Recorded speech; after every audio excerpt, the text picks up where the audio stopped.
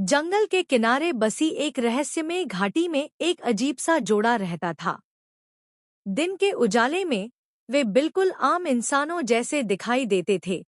साधारण कपड़े, शांत चेहरा और किसी को शक न हो ऐसी मासूम मुस्कान। लेकिन रात होते ही उनकी असली पहचान जाग उठती थी। वे कोई साधारण इंसान नहीं, बल्कि नाग और नागिन थे। एक पूर्णिमा की रात जंगल के बीच खुले मैदान में दोनों साथ साथ नाच रहे थे। चांदनी उनके शरीर पर पड़कर किसी जादू की तरह चमक रही थी। उनका नृत्य केवल आनंद नहीं, बल्कि प्रेम और विश्वास का प्रतीक था। नाचते नाचते अचानक उनके शरीर बदलने लगे। हाथ पैर लचीले हो गए, चमड़ी पर चमकदार शल्क उभर आए और देखते ही देखते इंसानी रूप मिट गया।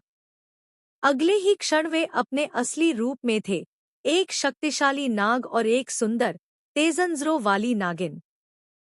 पेड़ों के पीछे छिपा हुआ एक इंसान यह सब देख रहा था। उसका चेहरा और चाल किसी न्यावले जैसे जानवर से मिलती थी, चालाक, फुर्तीली और हिंसक। उसके मन में सांपों के लिए नफरत भरी थी। उसने बंदूक उठाई, बिना चेतावनी निशाना साधा और गोली चला दी। जोरदार आवाज के साथ गोली नाग को लग गई। नाग तड़पकर जमीन पर गिर पड़ा और कुछ ही पलों में उसकी सांसें थम गईं।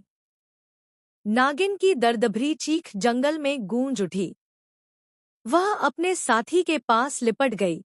उसकी आंखों में आंसू नहीं बल्कि जलता हुआ बदला था। उसी पल उसने प्रतिज्ञा ली कि वह इस हत्यारे को ढूंढकर छोड़ेगी नहीं। अगले दिनों में नागिन इंसानी रूप में भटकती रही, जंगल, पगडंडी, खंडहर, हर जगह। वह उस न्यावले जैसे इंसान की गंध और पैरों के निशान पहचानती रही। अंततः एक अंधेरी रात उसे पुरानी खदान के पास वह मिल गया। वह इंसान अपनी बंदूक के साथ बैठा था, यह समझे बिना कि उसका अंत सामने खड़ा है। नागिन पहले इंसानी रूप में उसके सामने आई। वह घबराया, लेकिन कुछ समझ पाता उससे पहले नागिन का शरीर फिर बदलने लगा। विशाल सांप बनकर उसने इंसान को जकड़ लिया। न्यावले जैसे शातिर शिकारी के पास भागने या लड़ने का कोई मौका नहीं बचा। सब कुछ थम गया। खदान फिर से खामोश हो गई। नागिन ने आखिरी बार पीछे देखा। न बदला, न गुस्सा, सिर्फ संतुलन। वह जंगल में खो गई और इंसानों की दुनिया में एक कहानी कम हो गई, जो कभी बताई नहीं जाएगी। क्योंकि कुछ सच सिर्फ प्रकृति ही सुलझाती है।